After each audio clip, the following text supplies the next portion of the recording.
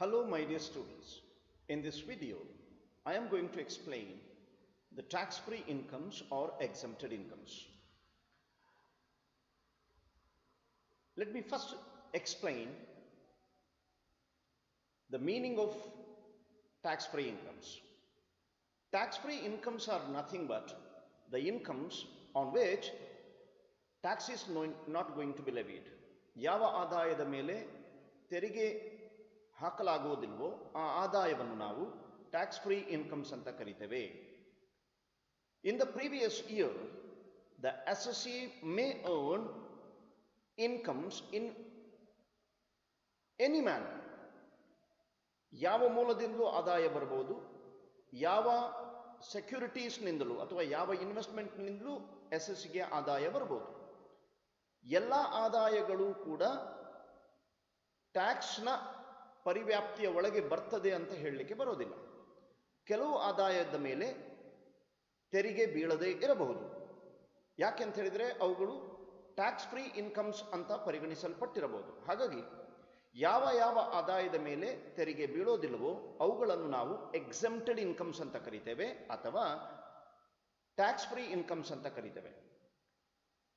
ನಾವು ಈ ಯೂನಿಟ್ನಲ್ಲಿ ಹಲವಾರು ಟ್ಯಾಕ್ಸ್ ಫ್ರೀ ಇನ್ಕಮ್ಸ್ಗಳನ್ನು ಅಧ್ಯಯನ ಮಾಡಲಿಕ್ಕಿದ್ದೇವೆ. ನಾನು ಒನ್ ಬೈ ಒನ್ ಅದನ್ನು ಹೇಳ್ತಾ ಹೋಗ್ತೇನೆ.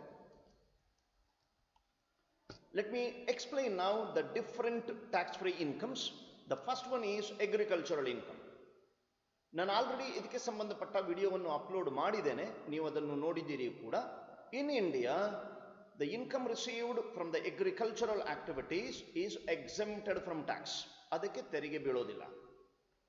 ಹಾಗಾಗಿ ಇದು ಬಹಳ ಮುಖ್ಯವಾದಂತಹ ಒಂದು ಟ್ಯಾಕ್ಸ್ ಫ್ರೀ ಇನ್ಕಮ್ ಆಗ್ತದೆ under section 10 subsection 1. The second one is share in the incomes of HUF, Hindu Undivided Family, as a member under section 10 subsection 2. ಒಂದು ಹಿಂದೂ ಅವಿಭಕ್ತ ಕುಟುಂಬ ಇರಬಹುದು. ಹಿಂದೂ ಅವಿಭಕ್ತ ಕುಟುಂಬದ ಒಂದು ಬಿಸ್ನೆಸ್ನಿಂದ ಆದಾಯ ಬರ್ತಾ ಇರಬಹುದು. ಅದರ ಮೆಂಬರ್ ಏನು ಹಿಂದೂ ಅನ್ಡಿವೈಡೆಡ್ ಫ್ಯಾಮಿಲಿಯ ಬಿಸ್ನೆಸ್ನಿಂದ ಆದಾಯ ಬಂದಿರುತ್ತೆ ಅದರ ಆದಾಯದಲ್ಲಿ ಒಂದು ಪಾಲನ್ನು ಅದರ ಮೆಂಬರ್ ಪಡಿತಾನೆ. As Hindu undivided family is a separate entity, member ಏನು ಆದಾಯ ಗಳಿಸ್ತಾರೆ ಅವರಿಗೆ ಸಿಗುವಂಥದ್ದು ಯಾವ ಆದಾಯದ ಮೇಲೆ ತೆರಿಗೆ ಲೆಕ್ಕಾಚಾರವಾಗಿ ತೆರಿಗೆ ಪೇಮೆಂಟ್ ಆದ ಮೇಲೆ ಸಿಕ್ಕಿರುವಂಥ ಆದಾಯ ಆದ ಕಾರಣದಿಂದ ಮೆಂಬರ್ನ ಕೈಯಲ್ಲಿ ಏನು ಪಾಲು ಸಿಗ್ತದೆ ಹಿಂದೂ ಅನ್ಡಿವೈಡೆಡ್ ಫ್ಯಾಮಿಲಿಯ ಇನ್ಕಮ್ನದ್ದು ಅದಕ್ಕೆ ಮತ್ತೆ ತೆರಿಗೆ ಬೀಳೋದಿಲ್ಲ.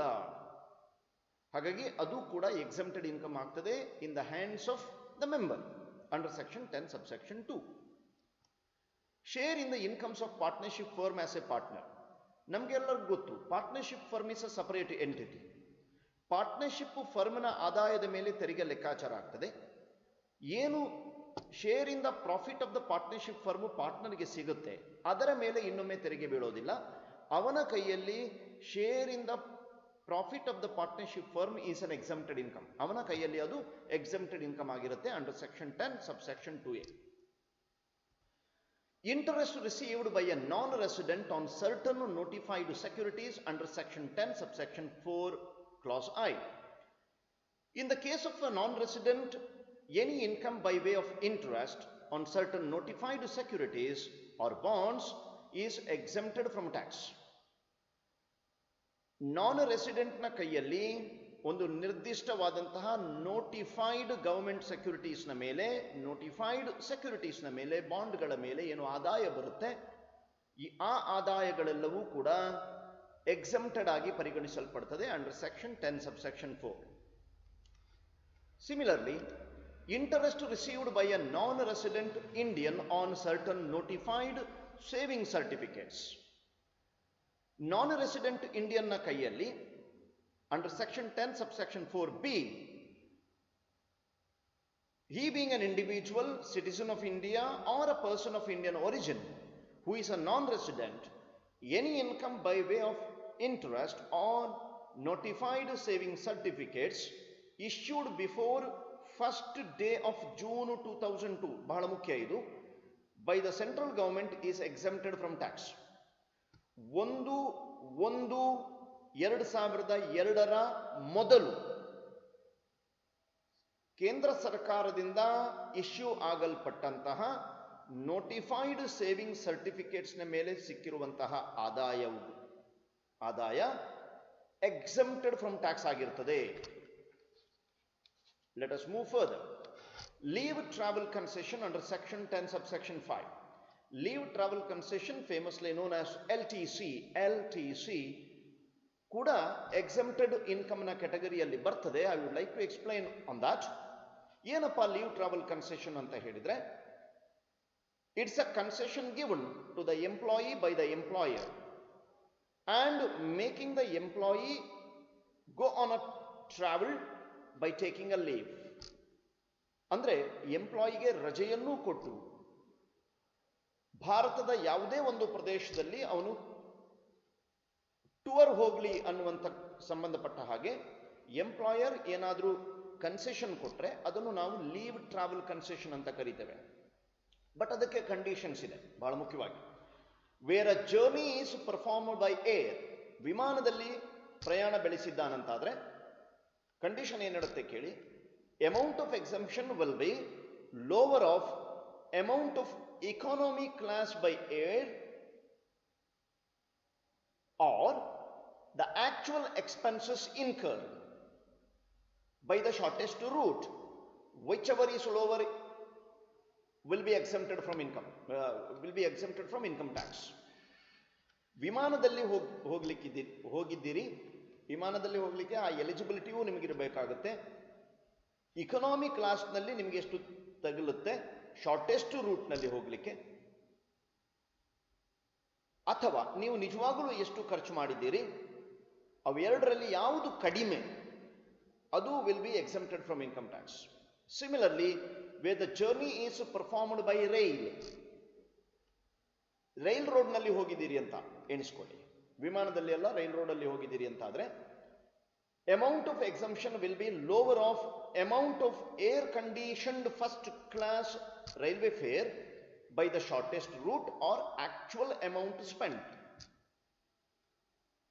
ರೈಲ್ವೆನಲ್ಲಿ ಹೋಗಿದ್ದೀರಿ ಅಂತ ಆದ ಪಕ್ಷದಲ್ಲಿ ಫಸ್ಟ್ ಕ್ಲಾಸ್ ರೈಲ್ವೆ ಫೇರ್ ಅಥವಾ ನಿಜವಾಗ್ಲೂ ನಿಮಗೆ ಎಷ್ಟು ಖರ್ಚಾಗಿದೆ ಅವೆರಡರಲ್ಲಿ ಯಾವುದು ಕಡಿಮೆ will be exempted from tax. Where the place of origin and destination are not connected by rail, ನೀವು ಹೊರಡುವ ಸ್ಥಳ ಮತ್ತು ನೀವು ಹೋಗಬೇಕೆಂದು ನಿರ್ಧಾರ ಮಾಡಿದ ಸ್ಥಳಗಳ ನಡುವೆ ರೈಲ್ವೆ ಸಂಪರ್ಕ ಇಲ್ಲ ಅಂತಾದ್ರೆ, and the journey is performed by any mode of transport other than by air ಅಂತಾದ ಪಕ್ಷದಲ್ಲಿ ನಿಜವಾಗ್ಲೂ ನಿಮಗೆ ಎಷ್ಟು ಖರ್ಚಾಗಿದೆ ಮತ್ತು recognised transportation public transportation facility ಇದೆ ಅಂತಾದ್ರೆ ಅವು ಎರಡರ ಫೇರ್ ಅನ್ನು ನಾವು ಕಂಪೇರ್ ಮಾಡಬೇಕು ಮತ್ತು ಯಾವುದು ಕಡಿಮೆ ಬೀಳ್ತದೆ ಅದನ್ನೇ ನಾನು ಎಕ್ಸೆಂಪ್ಟೆಡ್ ಇನ್ಕಮ್ ಅಂತ ಪರಿಗಣಿಸಬೇಕಾಗ್ತದೆ. ಇದು ಲೀವ್ ಟ್ರಾವೆಲ್ ಕನ್ಸೆಷನ್ಗೆ ಸಂಬಂಧಪಟ್ಟ rule. Remuneration received by specified diplomats and their staff under section 10 subsection 6 clause 2. As per the section 10 subsection 6 clause 2, in case of an individual who is not a citizen of India, remuneration received by him as an official is exempted from tax. ಗಮನಿಸಿಕೊಳ್ಳಿ, as per section 10 subsection 6, in case of an individual who is not a citizen of India, ಭಾರತದ ಪ್ರಜೆ ಅಲ್ಲ ಅವನು, remuneration received by him as an official ಏನಾಗಿರಬಹುದು, embassy ಆಗಿರಬಹುದು, high commissioner ಆಗಿರಬಹುದು, consulate ಆಗಿರಬಹುದು, ಅಥವಾ trade representative of a foreign state ಆಗಿರಬಹುದು, member of the staff of any of the officials ಆಗಿರಬಹುದು, it is exempt from tax ಆಗಿರುತ್ತೆ. Similarly, allowances and perquisites received by a government employee outside India, ಭಾರತದಿಂದ ಹೊರಗೆ ಸರ್ಕಾರಿ ನೌಕರರಾಗಿ ನೀವು ಕೆಲಸ ಮಾಡ್ತಾ ಇದ್ದೀರಿ ಅಂತಾದ ಪಕ್ಷದಲ್ಲಿ ಭಾರತ ಸರ್ಕಾರದ ನೌಕರರಾಗಿ ಭಾರತದಿಂದ ಹೊರಗೆ ನೀವು ಕೆಲಸ ನಿರ್ವಹಿಸ್ತಾ ಇದ್ದೀರಿ ಅಂತಾದ್ರೆ ಏನೇ ಅಲೋವೆನ್ಸ್ ಅಥವಾ ಪರ್ಕ್ವಿಸಿಟ್ ನಿಮಗೆ ಸಿಕ್ಕಿದೆ ಅಂತಾದ್ರೆ it is exempted under section 10 subsection 7. I hope ಇಲ್ಲಿಯವರೆಗೆ ನಿಮಗೆ ಅರ್ಥ ಆಗಿದೆ ಅಂತ ಎಣಿಸ್ಕೊಳ್ತಾನೆ. ಉಳಿದ ಎಕ್ಸಮ್ಟೆಡ್ ಇನ್ಕಮ್ ಅನ್ನು ನಾನು ನೆಕ್ಸ್ಟ್ ವಿಡಿಯೋದಲ್ಲಿ ಕಳಿಸ್ತೇನೆ. Thank you very much.